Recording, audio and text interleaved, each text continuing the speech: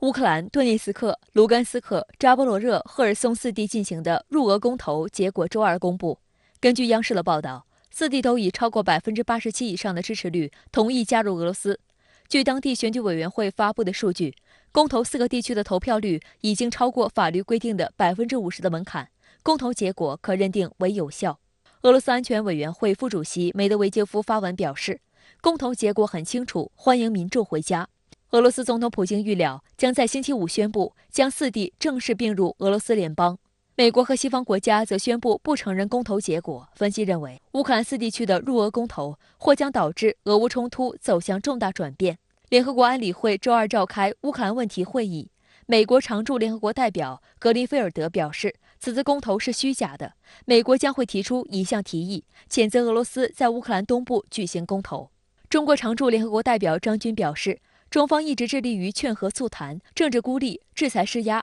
只会让乌克兰问题解决陷入死局。当务之急是各方要推动政治和谈，并将所有的关切纳入谈判中。近来发生的事态再次提醒我们，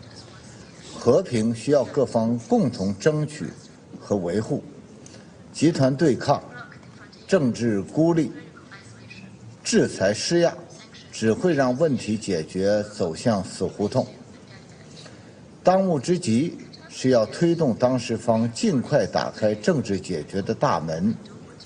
把各自合理关切都纳入谈判，把所有可行选项都摆上桌面。外交部发言人汪文斌周三也表示，中国在乌克兰问题上的立场是一贯明确，始终主张各国的主权领土完整都应该得到尊重，联合国宪章的宗旨和原则都应该得到遵守，各国合理安全关切都应该得到重视，一切有利于和平解决危机的努力都应该得到支持。作为负责任的大国，中方一直致力于劝和促谈，从不袖手旁观，也不火上浇油，更不会趁机谋利。我们将始终站在和平一边，将继续为推动局势缓和发挥建设性作用。美国驻俄使馆要求美国公民尽快离开俄罗斯，是否意味着美俄围绕俄乌军事冲突要直接对抗呢？俄乌军事冲突呢，本质上就是美西方和俄罗斯的直接对抗，只不过呢，美西方没有派军队与俄军直接对垒，而是通过输送武器弹药和训练乌军进行代理人的战争。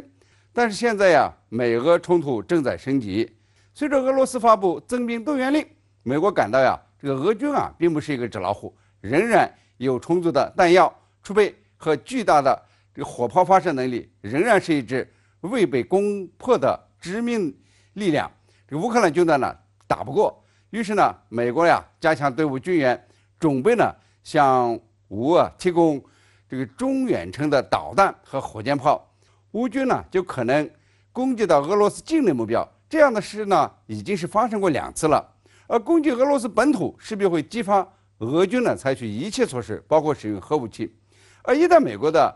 援助的导弹呀打到俄罗斯本土，俄罗斯呢也可能会对美国发起反击。因此呢，在战争升级的当下，这个美国驻俄使馆发出美国人离开俄罗斯的警报，是预防美俄直接对垒。那么这种可能性呢是存在的，只是呢概率仍然比较小。这美国还认为啊，俄罗斯呢用常规武器可能无法取胜，不排除呢祭出核武器。如果俄罗斯真要使用核武器，那么美国呢也要让俄罗斯付出毁灭性代价。这些呢恐怕都是美国呀要美国人尽快离开俄罗斯所考虑的因素。